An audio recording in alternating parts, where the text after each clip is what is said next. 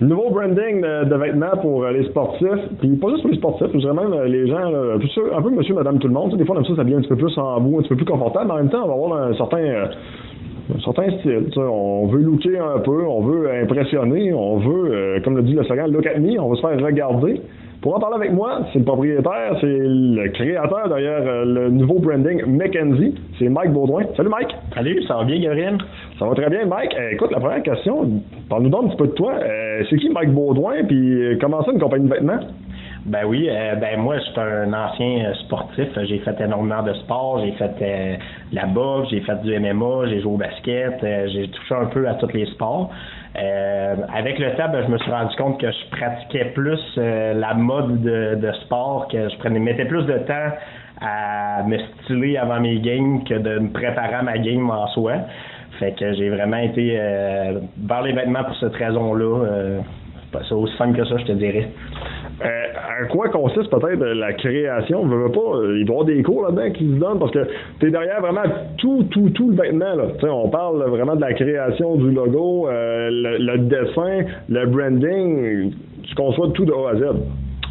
Oui, en fait, tout ce qui est vêtements, on reçoit ça, ils appellent ça blank, là, uni en fait. Ensuite, je m'occupe de faire le logo. Je te dirais, ça sort un peu de mon imagination. J'ai des logos un peu plus funky, comme j'en ai des plus stripe, peut-être pour les gens qui aiment ça, vraiment plus porter le nom du brand, en fait. Là. Moi, j'étais ce genre-là quand que je commençais. J'ai toujours aimé un peu plus funky, mais en même temps, je trouve ça toujours bien de vraiment porter fièrement le nom de la compagnie. Puis, ouais.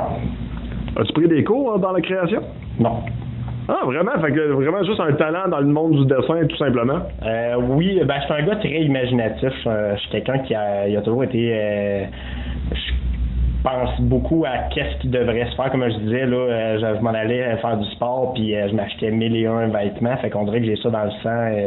Dans peu importe le sport, on dirait j'ai ça dans le sang là, directement. Du côté créatif, écoute, le nom, ça n'a de rien, mais c'est assez important. Puis l'image également, tu as choisi comme nom de McKenzie, puis également comme logo le Phoenix. Écoute, le Phoenix, on parle d'un animal assez mythique quand même. Là. Ça fait partie d'une légende, c'est légendaire. Pourquoi le nom, pourquoi le logo? Le nom, je suis plate un peu. Je te dirais qu'on recule de là quand même assez loin. D'une couple d'années, je travaillais dans le temps, je venais de lâcher l'école, j'étais dans une usine, puis je réfléchissais. Puis je regardais les grandes marques comme Adidas, je regardais des marques des fois ils veulent pas nécessairement dire grand-chose, puis je me suis simplement inventé un nom, puis plus tard j'ai appris qu'il y a des noms sur lesquels que je me basais, ça voulait dire de quoi, mais j'étais juste pas en anglais. Fait que j'ai vraiment choisi un nom un peu au hasard, puis les gens ont aimé tout de suite, l'ont adopté, fait que j'ai juste jamais changé mon nom. Le Phoenix, par contre, lui, c'est vraiment parce que moi, je suis une personne, comme j'ai dit au début, j'ai fait plusieurs sports, je suis un rêveur aussi depuis tout petit, puis j'ai des grandes visions, je me fais souvent dire que je vois très loin puis de slacker. Fait que puis je me suis planté à la face assez régulièrement de fois, autant que j'ai eu plein de succès. Donc c'est un peu à l'image de moi-même. En fait, le Phoenix, c'est vraiment je renais de mes cendres puis je repars en neuf puis je m'en vais accomplir de quoi de grand tout simplement. On dit que tu vises les sportifs, puis tu sais, tantôt je le mentionnais, et oui, on vise les sportifs, mais d'un autre côté, bon, écoute, monsieur, madame, tout le monde qui veut porter un jogging, on va le dire comme ça, mais de façon un petit peu plus classe, tu sais, pas un vieux pantalon gris, l'ordinaire, que tu ramasses chez Walmart, là, en spécial, non, tu sais, de quoi qui... Ça sort de l'ordinaire. Là. Tu veux looker, mais en même temps, tu veux rester confortable. Tu veux les sportifs. Pourquoi les sportifs? Évidemment, écoute, c'est sûr, c'est relatif. Tu viens de ce milieu-là, tu as toujours apprécié ça, mais pourquoi cette gang-là plus particulièrement? Je dirais que, comme tu dis, j'ai compris bien. Puis, quand j'étais jeune, moi, mon plus grand rêve a été de jouer au basketball de la NBA.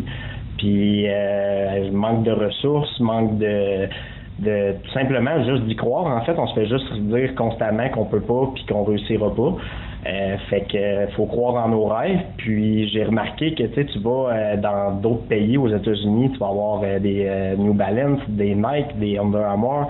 Tu t'en vas ailleurs complètement. Tu vas avoir Puma, Adidas qui apparaît.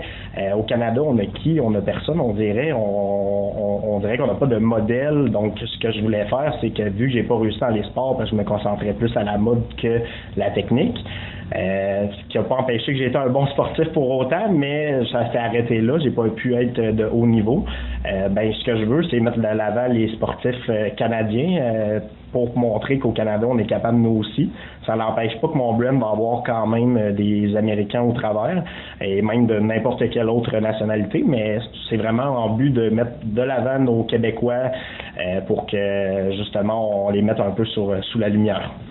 Les ambassadeurs, écoute, ça vaut la peine d'en parler. Hey, j'ai fait un saut quand tu m'as dit tous les noms que tu avais. Bon, écoute, les frères Auclair, Adam, je pense qu'il n'y a plus vraiment besoin de présentation. Anthony, ben non plus. Je pense que lui aussi, ça va quand même relativement bien. Mais également, Johan Lainez, le White Lion du côté du UFC. Bram Toro, qui joue dans la Ligue majeure de baseball. Écoute, je sais que également, tu as des joueurs de basketball, tu as d'autres sportifs d'envergure. Écoute, j'ai le goût de t'entendre parler. Écoute, c'est le temps de faire du name dropping, comme on dit. Là, c'est le temps de les nommer puis des vanter. Puis c'est le fun, justement, de voir des gars qui ont, excusez le terme, là, mais pour avoir des grosses têtes, mais ils décident de t'encourager puis de te supporter dans ton projet. Ben oui, vraiment, pour de vrai, c'est très, très apprécié. Puis c'est des athlètes que j'ai suivis toute ma vie parce que, comme j'ai dit un petit peu au début, je changeais beaucoup de sport ici et là, même quand j'étais jeune, avant même le basket, je voulais jouer au hockey, mais mes parents n'avaient pas l'argent pour m'y inscrire. J'ai vraiment regardé toutes les possibilités de sport. J'étais un fan de sport épouvantable. Puis c'est sûr que moi aussi, quand on a des gars comme ça, Bram Toro, c'est juste Zachary Bolduc qui vient de gagner la Memorial Cup au hockey avec les Remparts de Québec. C'est sûr que c'est flatteur de voir qu'il porte mon linge puis qu'il aime ça. Ethan Gauthier, encore une fois, c'est un autre nom qui est avec le Phoenix de Sherbrooke, que là, c'est un peu ambigu là, sa carrière où ça s'en va, là, mais il est le prochain au repêchage cette année, puis c'est le mieux classé de la GMQ présentement, donc j'ai des très bons espoirs, puis j'en ai un petit peu aux États-Unis, là, comme tu as mentionné au basketball, qui joue dans la ligue, la NBL, c'est un petit peu la CFL dans le fond du basketball là, au Canada. Puis j'en ai dans CFL, j'ai même la nouvelle ligue de XFL qui est de Rock, qui a parti ça, Dwayne Johnson. Fait que non, j'ai été vraiment encouragé puis supporté dans mon projet, puis les gars sont super smart. C'est sûr que sans eux, j'aurais peut-être pas la visibilité que j'ai aujourd'hui, là. Puis, tu sais, tantôt, on a glissé un mot sur les frères Auclair. Écoute, moi, j'étais certain que c'était tes chums de gars. Je me suis dit, écoute, tu sais, les chums, ils l'encouragent là-dedans. Puis tout. Zéro plus une barre, puis tu t'es devenu leur fabricant officiel pour leur camp. C'est malade, ça. Oui, exact. Dans le fond, j'avais des amis un petit peu en commun ici et là. Je me rappelle même, j'avais déjà voulu une autographe d'Anthony Auclair parce que j'avais entendu dire que mon chum de gars le connaissait. Puis finalement, ça n'en est jamais venu, mais j'ai commencé par lui demander d'être un ambassadeur de mon brand. Puis à un moment donné, il m'a dit hey, j'ai un projet, on va se reparler de ça plus tard. Puis quand que son camp est commencé, il a ouvert son premier camp à Québec avec l'Université Laval. Puis il m'a demandé de faire le vêtement. On a brandé notre logo en arrière de chaque vêtement. J'ai tenu une table aussi à son événement pour vendre du linge. Donc, c'était vraiment une belle relation là, que j'ai avec les deux boys. Là, sont super smart aussi. Là, c'est des personnes très humbles. Puis c'est vraiment le fun de voir aller ce monde-là réussir. Là.